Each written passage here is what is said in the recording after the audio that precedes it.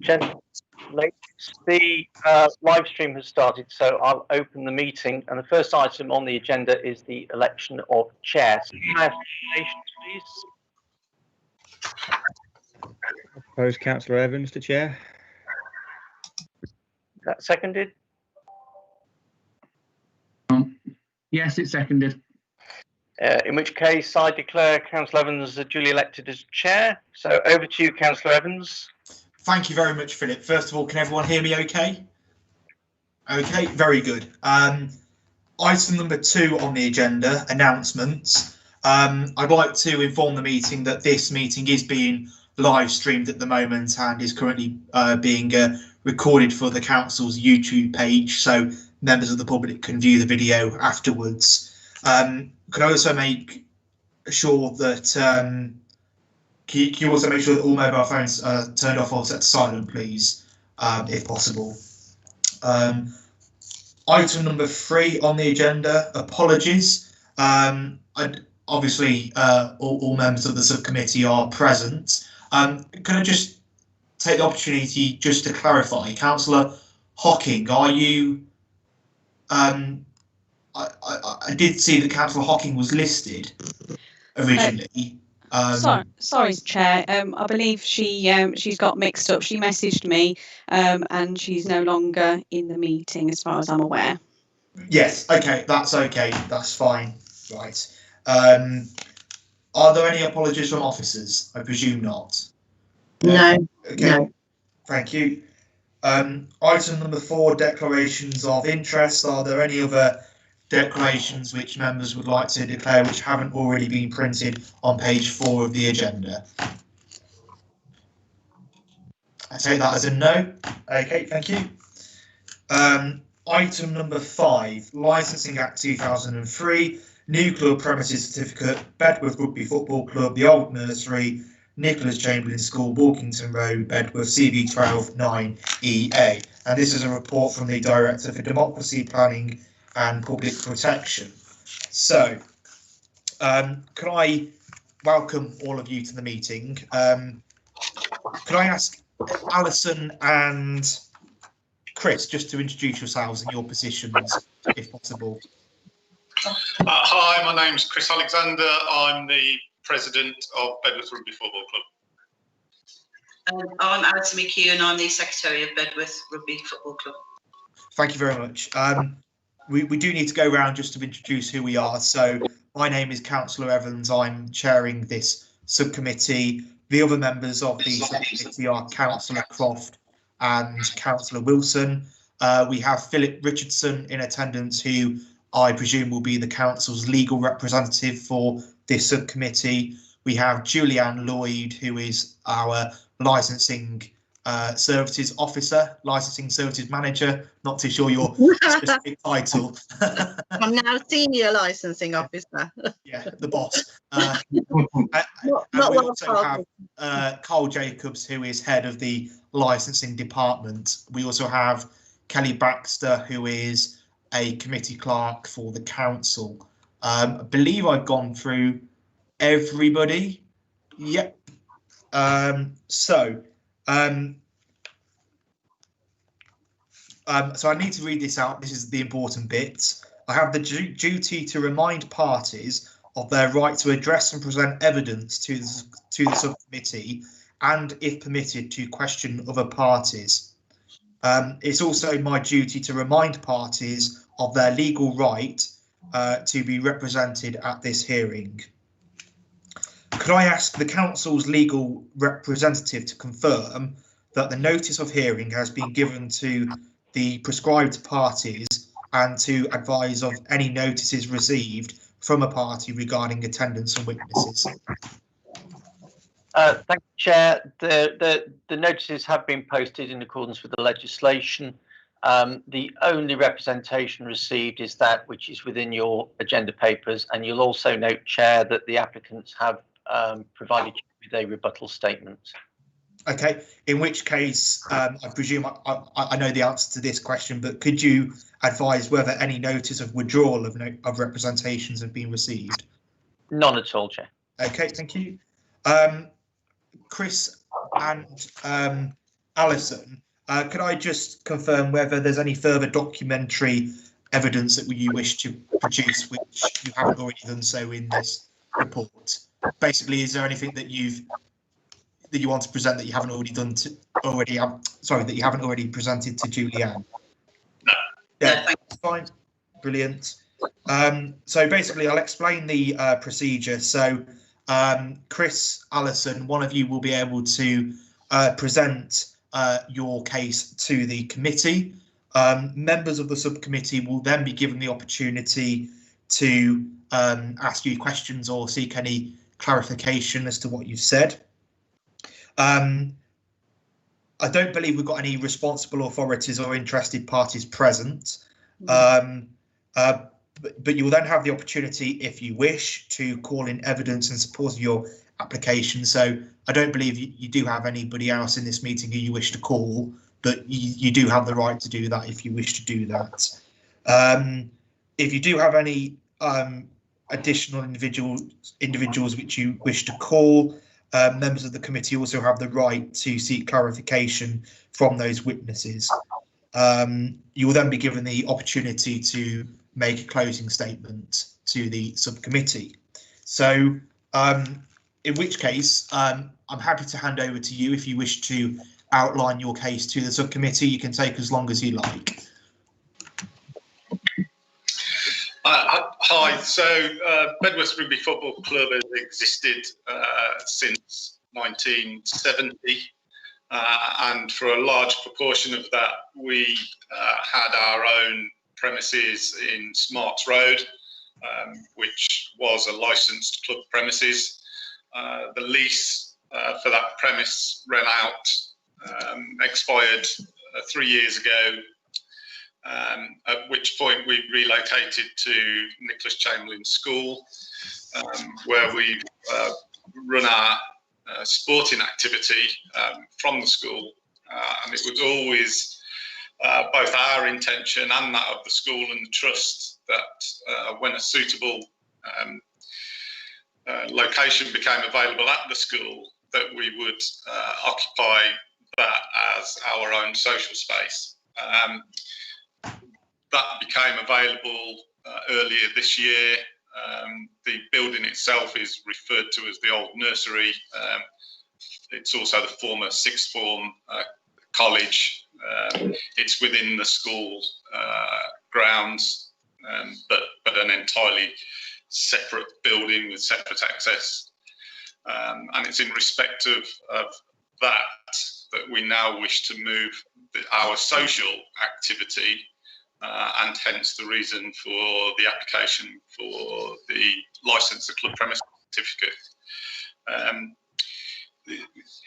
It's largely really to the sale of alcohol is basically the major form of income of most rugby clubs, certainly ours. And without the ability to generate income, then the rugby club is financially unsustainable. So we've existed really on reserves over the last 3 years while we've been waiting for this opportunity. And now, having secured the property at the school, was the right time to submit the application. That application was done in full knowledge of both the school and the Griffin Schools Trust that own the school. They're fully supportive of the application, but really, as a community rugby club, without the opportunity to generate that income, we are unsustainable. Thank you very much.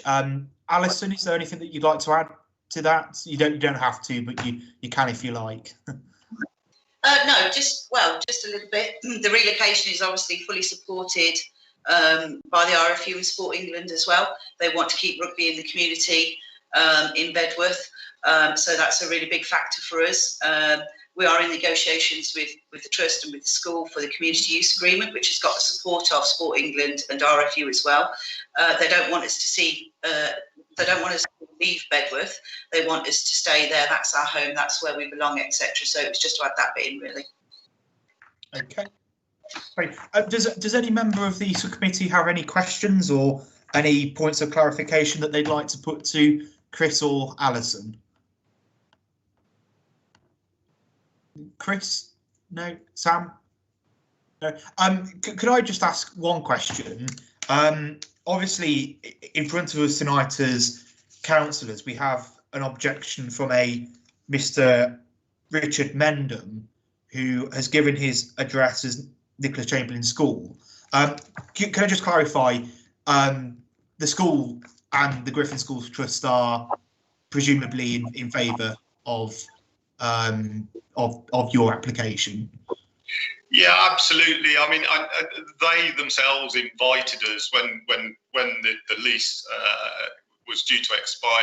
They themselves contacted us and invited us to relocate our operation to the school. They've been fully supportive all along, and we have explicit written permission from the trust to submit the application in the first place. So absolutely, totally, 100% supportive. Thank you for clarifying that. That's much appreciated. Obviously, I just remind you, you do have the right to call anybody else in support of your application if you wish. I don't know if you want to do that. You don't. I don't think so. You're in possession of all the papers. I don't think we've got anything else to say. Okay, that's fine. In which case, you do have the opportunity to make a closing statement if you'd like. So is there any closing comments that you'd like to make? I think, as I've made clear in the application itself, we have attempted to submit a very robust operating schedule. We're not averse to amending that schedule should it be necessary. We're quite happy to cooperate with yourselves and, in fact, any of the lawful authorities. I think that the final thing is really just to reiterate that this is about sustaining a sports club, and without that ability to generate income, we would cease to exist and would be lost to the community. Okay, thank you very much. Well, from my view, I just want to confirm this with Director Richardson, but I do believe that we're at the stage now where members of the subcommittee will go away and deliberate and hopefully come to a conclusion. I will say that sometimes we don't come to a conclusion, but we will try and come to some view of this application this evening. So, can I just, Director Richardson, are we okay to go into the deliberation stage now? I think just before you do, Chair, it might be wise to hear Mr. Jacobs read out the objection from Mr. Mendham, so you have that. I'm conscious that you've got it in front of you in the papers, but given that we are live streaming this, and obviously people may not have that in front, it'd be useful to hear that. It's fairly short as well, so it will serve a useful purpose in terms that Mr. Mendham may feel that at least he's had a fair hearing if you do that. For the purposes of transparency, I'm more than happy for Carl to read out any statement from Mr. Mendham. Not entirely sure if there's something different to that that's been presented to us, but yeah, Carl, I'm more than happy for you to go through what Mr. Mendham has said. Okay, that's no problem. Okay, the representation obviously has come into the local authority state. The regular sales of alcohol and the provision of entertainment nights, the increased noise and antisocial behaviour from not only the members but also their guests. The potential for trouble directly outside our property. The rugby club already have a social space available at the Trent Social Club 3, minutes walk away. They have already misused the previous social space. the Prince of Wales having several members being barred for aggressive drunken behaviour, and also the taking and so it's not a good copy, and using of drugs on the premises. We were of the opinion that regular sales of alcohol were not allowed on Nicholas Chamberlain Trust land, with it also being an educational grounds. Nicholas Chambers Trust land and a school on the same site. Rugby clubs are also prone to regular attacks from burglary, as the building in question is secured from view from the main road by a fence and conifers, which needs to stay. And that concludes it, Chair.